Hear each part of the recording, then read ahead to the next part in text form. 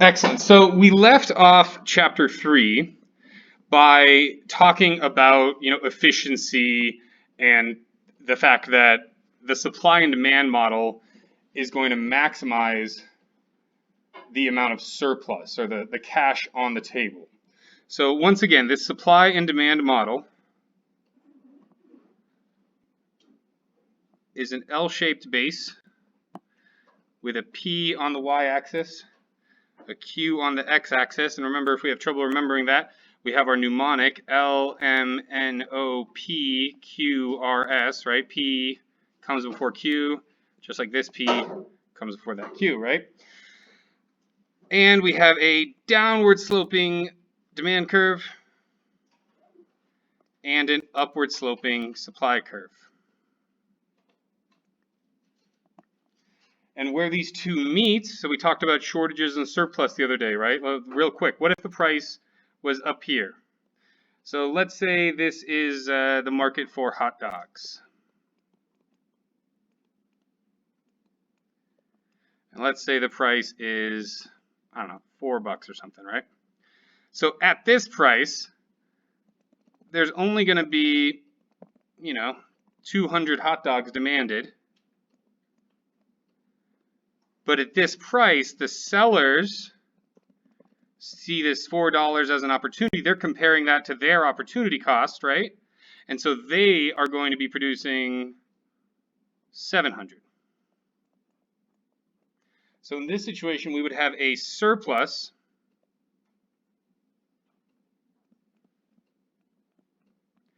and it would be a surplus of what? This 500.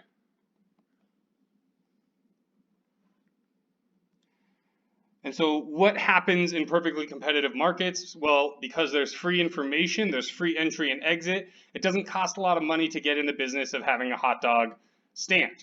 You don't have to get permits. You're aware of what's going on with other people and their hot dog sales, right? And so if you had a hot dog stand, you were in the situation, well, you're not making a lot of money. You're throwing away a lot of hot dogs at the end of the day, right? So you are going to do what? You're going to lower your price. So the suppliers, when there's a surplus, they're going to lower their price and so they're going to lower it until, to maybe $2.50, right? And then they'll see, okay, at $2.50, is that still a surplus? Yes, it is. There's still a surplus there. So then they're going to lower it even more until we get to this equilibrium price of hot dogs, which is $2 So why would they lower the price? Well, it costs money to hold on to surplus.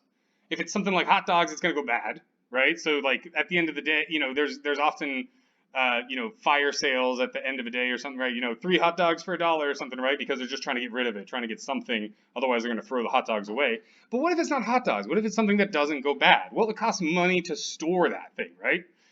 Just like storage and warehouse space and stuff like that costs money. Not only that, it costs money to keep track of all that stuff. You have to have like an inventory system that's keeping track of when things are aging out and aging in, right?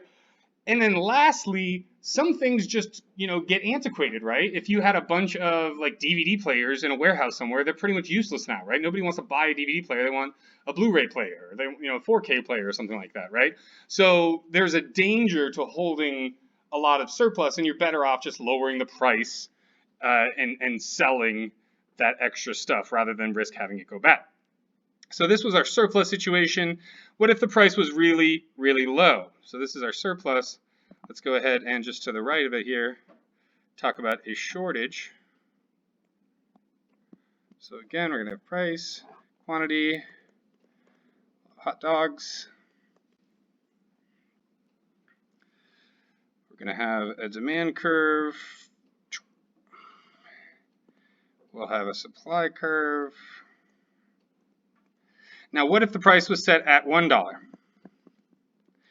Well, at $1, everyone's like, man, that's such a great deal. Or, this is a really great hot dog with lots of loads, the chili and everything, or whatever, the toppings that people like on it, right? And so there's going to be 1, 2, 3, 4, 5, 6, almost 675 hot dogs demanded at that price.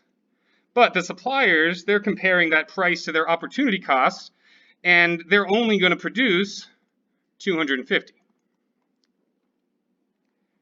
And so at this point, there's going to be what we call a shortage.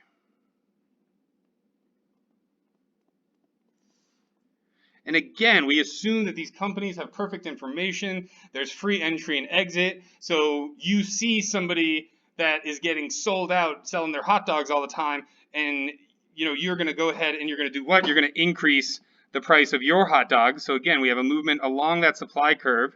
The suppliers are going to increase the price until we get to our equilibrium price, which is, in this case, it's like what, $2.25? The way that I drew it. So any questions on that, on the dynamics that happen after shortages or surpluses are realized? Excellent. So at the end of the day, these models, because of the fact that there's a tendency towards this point, right? There's a tendency towards the equilibrium. What does that mean? That means that these models maximize total surplus. So the supply and demand model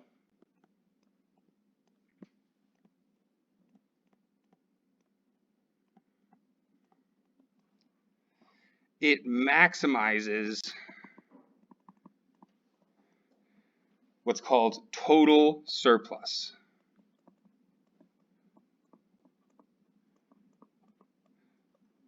So I'm sure you're wondering, what's total surplus? Well, I'll explain. Total surplus is separated into buyer's surplus,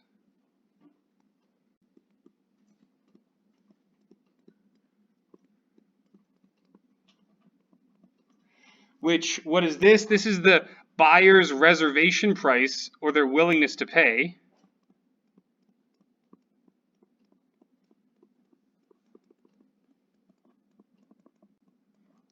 Right, which we know as the willingness to pay. So it's that minus the market price.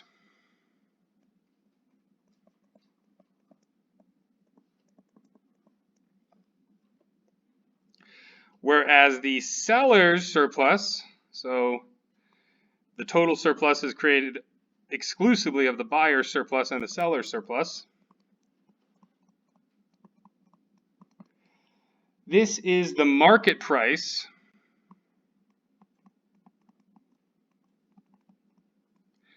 minus the seller's reservation price, or the seller's opportunity cost.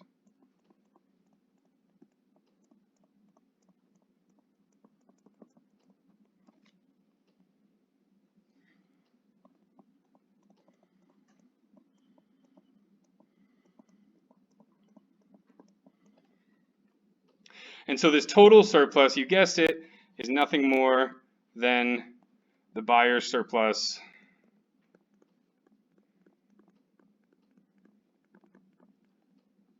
plus the seller's surplus.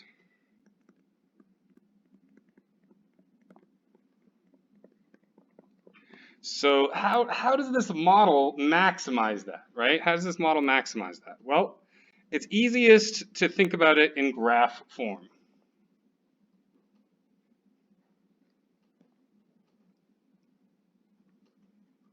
So again, going back to our example of hot dogs,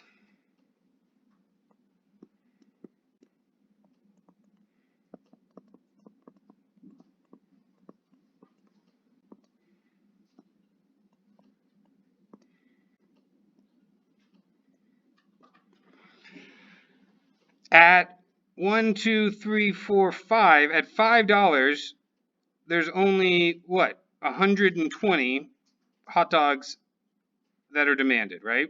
But there's still 120 people that are willing to pay $5 for a hot dog, right? But what are they actually paying? They're paying $2.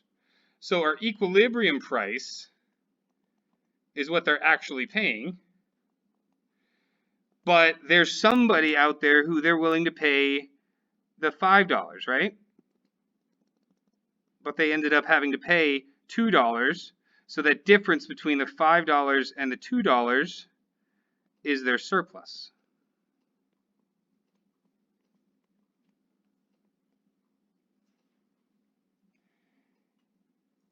And this happens for, there's another set of consumers that would pay $4 for it, right? But are they actually paying $4 for it? No, they're paying $2. So that $2 per person or per hot dog being sold is going to be buyer surplus or consumer surplus. So those things are the same exact thing. So you may see this called consumer surplus.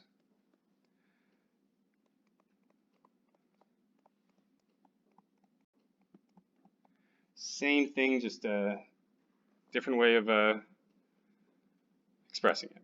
And so all of these, and so, again, I don't want to beat a dead horse here, but, there's a group of people that at $3, they're willing to pay for a hot dog, but they're actually getting $2. And so they're getting $1 of consumer surplus when they buy that stuff, right? And so it's all of these together.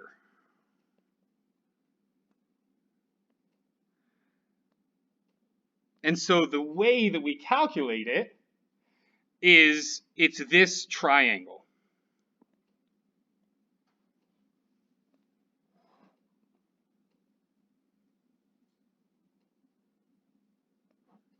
That whole thing is your consumer surplus.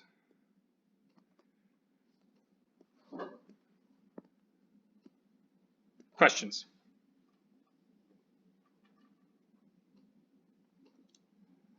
All right, moving on.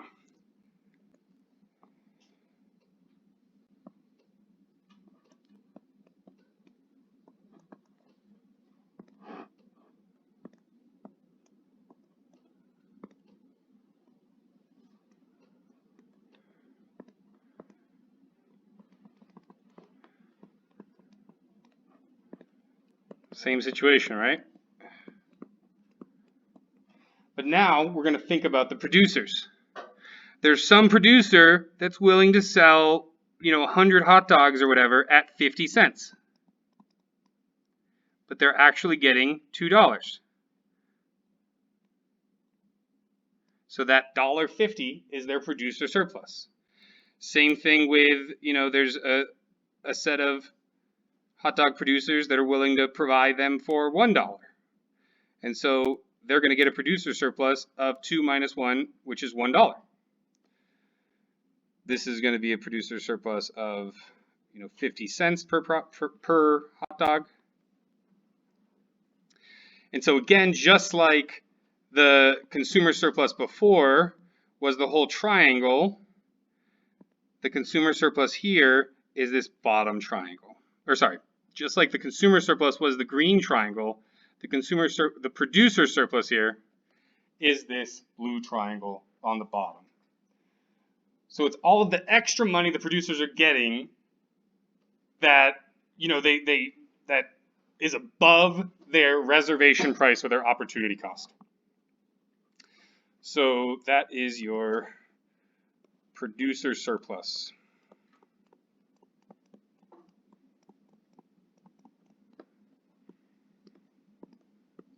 Questions on that? Cool.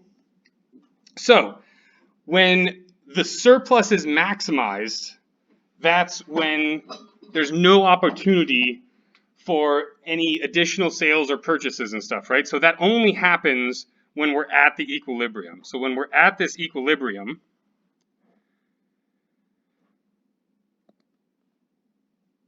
this thing and this thing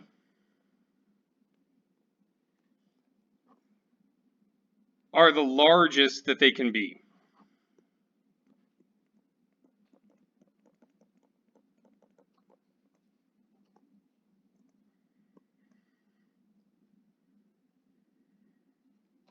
They are maximized. So it's the largest possible values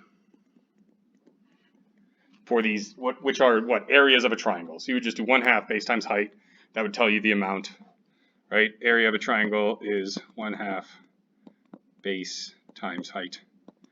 So that the area of both of these things is maximized when we're at that equilibrium. Questions about that? Cool. So we're going to talk quickly about externalities.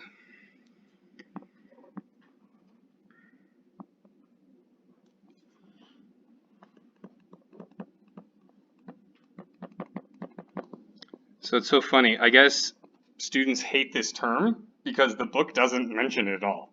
The book calls these smart for one, dumb for all situations.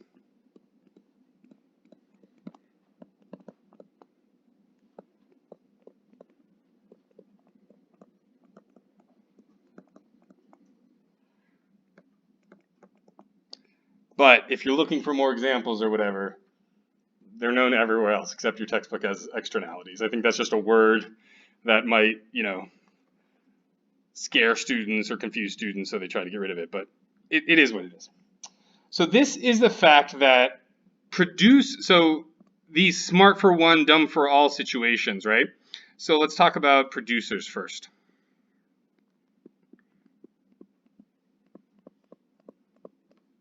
So what do producers like to do? Well, they sometimes, if they can get away with it, will shift the costs of their production, right? One of the costs to others.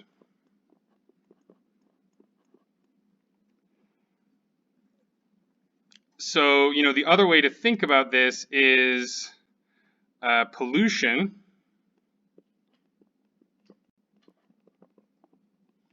is like getting free waste disposal services. We all have to pay for trash and stuff like that, right? And water, waste water kind of stuff. So when you pollute, you're getting free waste disposal services.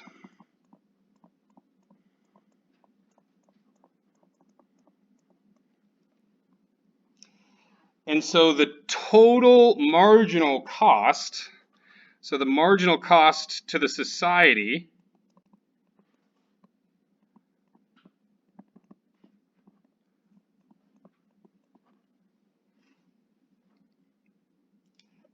will not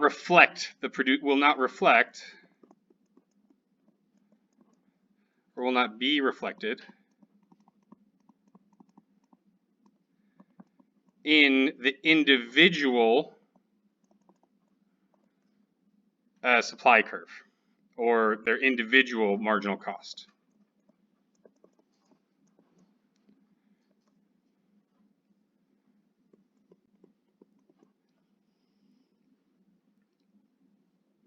And so when these costs get shifted,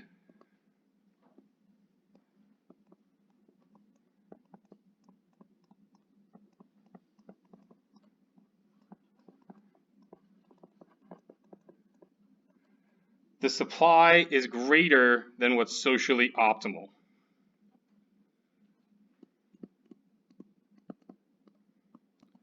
Of, just any industry that pollutes.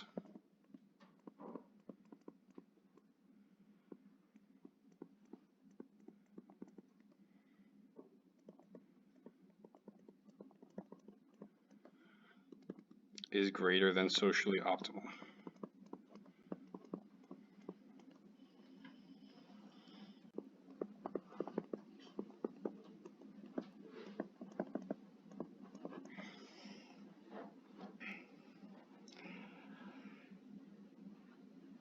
So this is a supply side externality, also known as a negative externality.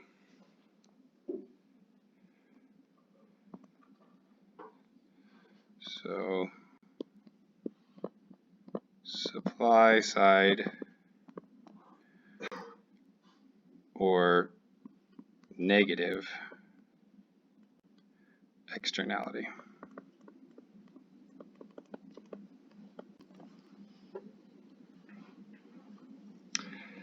Whereas when we talk about consumers or demand side externalities, those are actually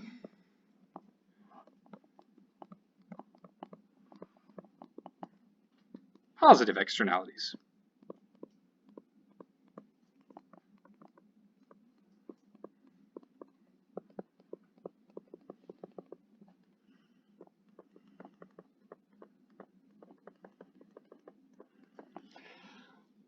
So, I love the example of, flowers. There's a lot of people that take care of their flower beds and their yards and stuff, right? And I get a lot of enjoyment out of that when I'm walking and biking throughout town, but that's not reflected in the individual's marginal benefit when they're buying it, right? So the social marginal benefit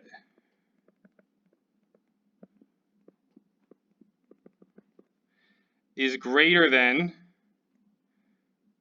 the individual marginal benefit.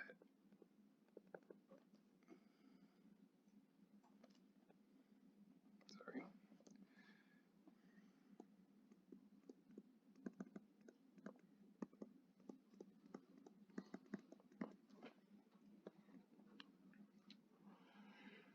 The other one, which is very relevant, given that you guys just got emails and stuff today, right, about vaccinations and stuff. So vaccinations are, and this is way before COVID and everything, right? One of the staples of positive externalities. So vaccinations, right? And we're going to talk about why that is real quick using a supply and demand model.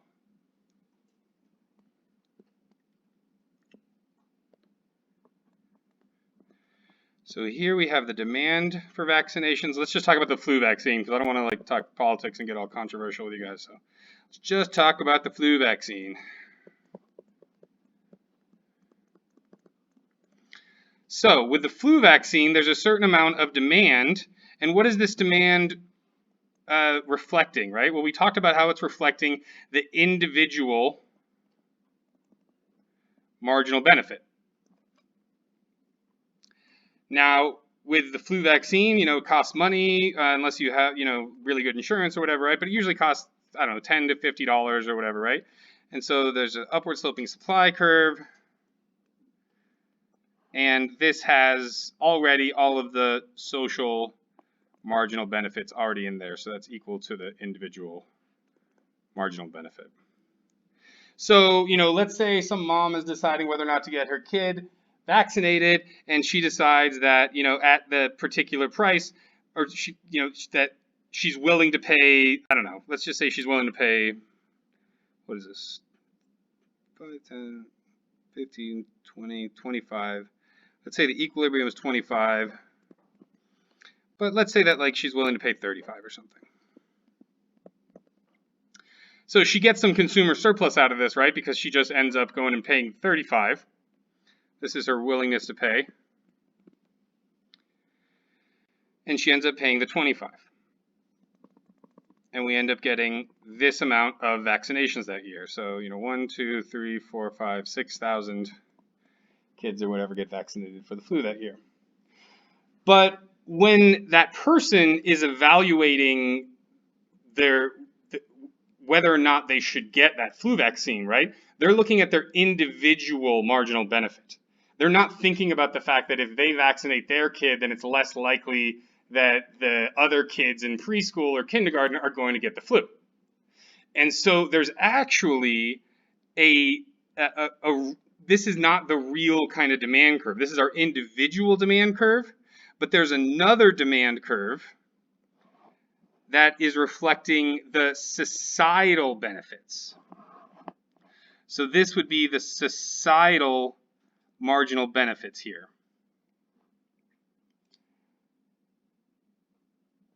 And so if we had a demand curve that reflected all the societal marginal benefits, then we would end up with an equilibrium quantity that's much higher, right? 9,000 instead of 6,000. So the issue is not all of the benefits are reflected in the individual willingness to pay of the consumer. There are other benefits that need to be considered, and as a result, we end up getting so just like with pollution, we end up getting too much production, right? The demand for the goods, or the production of the goods, is usually too much. The demand for these goods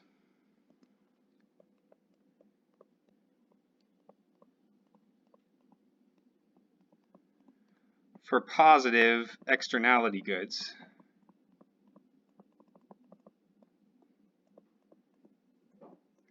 is less than socially optimal.